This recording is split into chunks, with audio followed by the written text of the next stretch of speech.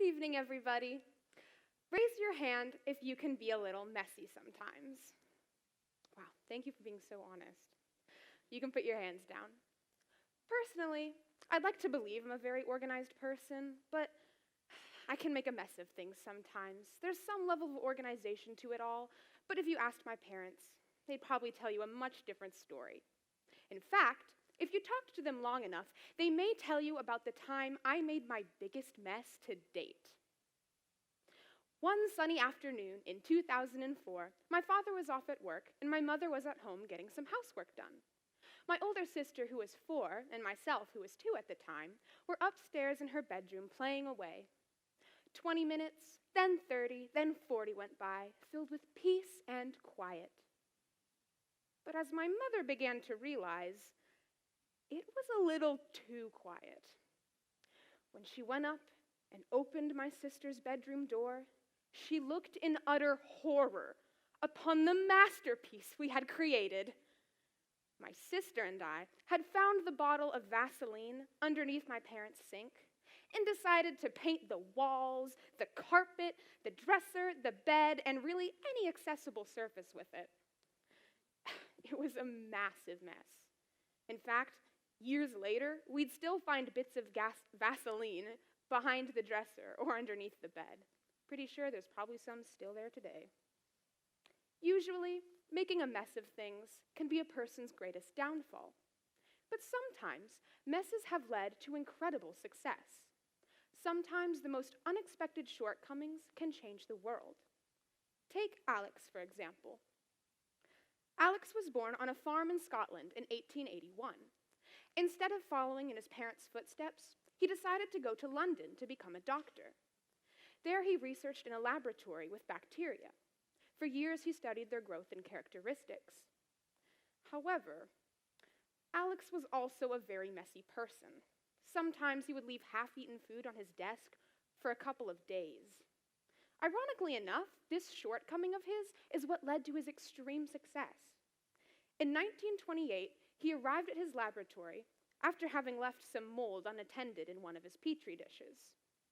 When he looked a little closer, he observed that the mold was killing the bacteria around it. He immediately proposed the idea that this mold could help cure bacterial infections. Though it took 10 years for other scientists to approve his idea, Alex's mold was developed into what we know today as penicillin. Some of you may have already guessed, but Alex's full name is Alexander Fleming. It's impossible to know how many lives his antibiotic has saved, but it's estimated to be somewhere around 200 million people. After receiving the Nobel Peace Prize, Fleming stated, "When I woke up just after dawn on September 28, 1928, I certainly didn't plan to revolutionize all medicine by discovering the world's first antibiotic, but I guess that's exactly what I did." Alexander Fleming's story demonstrates how many times in history mankind has been able to solve massive problems. Whether on purpose or by accident, we love to find the solutions to challenges big and small. Humans have always had an intrinsic drive to discover and improve our methods and to make our lives better. Even more recently, in the last 50 years, we can really see this principle at work. The rate of scientific advance has been exponential. However, we seem to forget how much technology has advanced and changed our lives when we consider pressing global issues. Tonight, I'm here to address world hunger in this respect. World hunger affects about 11% of our population and is a major reason as to why people remain stuck in the poverty cycle. World hunger is a massive problem with no simple solution. It isn't just a static statistic that we can only improve upon. There are many complex, fluctuating variables that factor into the growth or diminishing of world hunger. Though we are in what is considered to be the golden age of technology, this global issue has actually been getting worse. In the graph above, the gray vertical line marks the year 2015. As you can see, from that point onward, malnourishment has begun to rise after previous years and decades of decreasing. The Food and Agricultural Organization of the United Nations has confirmed that world hunger is in fact back on the rise. For decades, the number of hungry people had been declining. this isn't true anymore. The data shows that world hunger is not being resolved, and especially not in recent years. Through my study of this topic, I've researched 3 current trends that could help to explain this declining trajectory. The first current trend is food prices. Since 2005, the price of food has increased by 84% across the globe. Scientists have linked this rise to fossil fuels. Fossil fuels have also increased in price, and our farming practices are heavily dependent on them. Until scientists can find a way to switch from these fossil fuels to a more renewable resource, we can expect to see the price of food continue to rise. The second current trend that's hindering our crop growth is climate change. Now, I'm not here to argue about what's causing it or how to solve it, but climate change is occurring and people are suffering because of it. In recent years, the Earth's weather has grown increasingly erratic and more extreme. Scientists say that the unpredictable weather patterns have made it increasingly difficult for struggling farmers to reliably feed people. They're unsure about what kind of crop to plant and when to plant it, further reducing these farmers' productivity. There's concern that southern Africa and Southeast Asia may lose big parts of their rice and maize crop due to this change in environment. Climate change is occurring, and it's making vulnerable areas even more at risk. The third current trend is overpopulation. It's estimated that by 2050, our world could have a population around the size of 9.8 billion people. To support a population of that size with our current farming techniques, the size of usable farmland must increase by 70%. That's landmass the size of Brazil. This is not a feasible plan. To make matters worse, increasing the amount of farming increases the amount of fossil fuels we have to use, further raising the price of food. World hunger has already been getting worse, and considering these current events will only continue to get worse over time if nothing is done. However, many things are being done. Developing research can give us plenty of reason to have hope. Scientists and politicians have recognized this pressing issue and have taken action. The way I see things is that there are 2 methods being used. One is the bottom-up method, and the other is the top-down method. The top-down method seeks to improve the system from the legal and economic side, while the bottom-up seeks to improve farming practices through science to help the farmer directly. Science has taken on the challenge of world hunger in many different ways, but I only have time to cover a few of these. The first advancement I'd like to talk about is one that could revolutionize the way produce is farmed. Vertical farms are indoor synthetic farms that can be located inside warehouses in big cities, and they can produce produce in mass. The advantages of vertical farms are that they're extremely efficient, yielding up to 75 times more per square foot than the average farm. They use 95% less water, and also they produce little to no waste. Not only are they more efficient, but they're healthier. Vertical farms don't require harmful pesticides. Additionally, they require little to no fossil fuels. This sustainable urban alternative for farming could help stop the increase in food prices. The next bottom-up method is genetically modified organisms, or GMOs. GMOs are organisms that have had their genetic genes edited to model a new trait, or to emphasize an existing trait, or to remove an unwanted trait. Though there's a lot of controversy over this field of research, many scientists are convinced that GMOs could help cure malnutrition.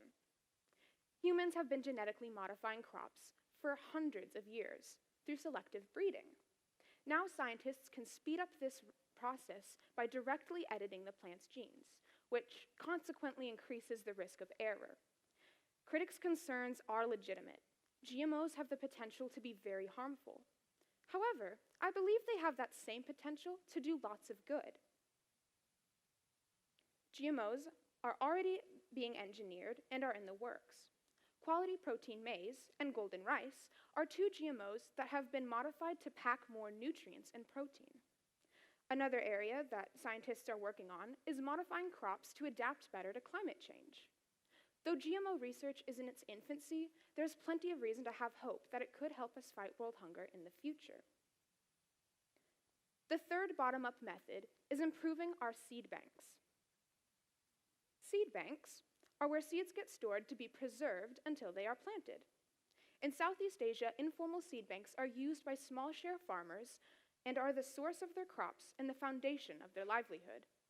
Around 85% of crops coming out of Southeast Asia come from informal seed banks.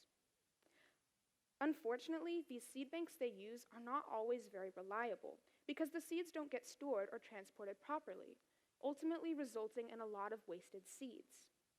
Luckily, an organization by the name of ECHO is working with local farmers to improve their methods of storage and harvesting. ECHO has increased the amount of rural farmers and how much they're producing. During their time in Southeast Asia, they've actually seen hunger decline. These are only 3 examples of how science and people are taking the threat of world hunger seriously. So these 3 methods start at the root of the problem, but there's some issues that they simply can't address. This is where the top-down methods come into play. The first top-down method is economic policy reform. Don't worry, I'm not about to explain the economic policies and the ins and outs of the economic effects on world hunger, but that is a very important relationship to acknowledge. Simply increasing the amount of food we produce isn't a solution by itself. The system, the government, the infrastructure, everything else must become more efficient if we want to reliably change the system. World Vision, is working with USAID to help teach poor farmers how to integrate into markets. Another example is Bread for the World, an organization that is working towards trade reform in favor of African countries. They enacted a legislation which allows almost all African products to be imported to the United States duty-free. This encouragement of the free market has increased sub-Saharan exports by 4 times since 2001. The second top-down method is growth of popular support. In recent years, social media has helped spread awareness about world hunger. We can look at climate change as a good comparison. Due to people becoming more vocal about climate change, politicians have taken action to enact policy. It even came up in this year's G7 summit. The example of climate change demonstrates how our voice has the power and potential to impact influential figures. Many people think that rich countries should do more to address this issue, which may be a valid sentiment. However, it's important to recognize that rich countries that earn around 40 times as much as poor countries invest 220 times as much into research. Prioritizing world hunger on the political agenda is a step everyone can take. Deep breath. I've given you a lot of information tonight. So what does it all mean? I believe that right now we are living in this golden window of opportunity. We have the chance to redirect the world from a hunger crisis. But this golden window will soon pass, and we may venture past a point of no return. The future is not set. It's a constant battle against time. To reverse world hunger's inclining trajectory, further investment must go into environmental and agricultural science, combating and adapting to climate change, and enacting policies that aid suffering countries. This stuff isn't just up to politicians and scientists to figure out. Every single one of us can make a difference, if we prioritize it. For avid social media users, there's petitions you can sign and movements to join that help spread awareness. But for people like me who aren't so into social media, researching and donating to the right organizations is what makes a big difference. Last Friday, myself and a couple other students participated in the Christmas craft sale. There we raised money for World Vision and ECHO. If busy students at the end of a crazy semester can find time to raise money, I think just about anyone can. With technology advancing at neck-breaking speeds, I have hope that it won't be long till we meet our next Alexander Fleming. I don't think the cure to world hunger will be brought about by one individual, but by a collective of revolutionary ideas that work together. Scientists, politicians, and everyone alike have a role to play in diminishing and resolving world hunger. Let's not forget mankind's intrinsic drive to improve the things around us and use this golden window to reduce world hunger for generations to come. Thank you.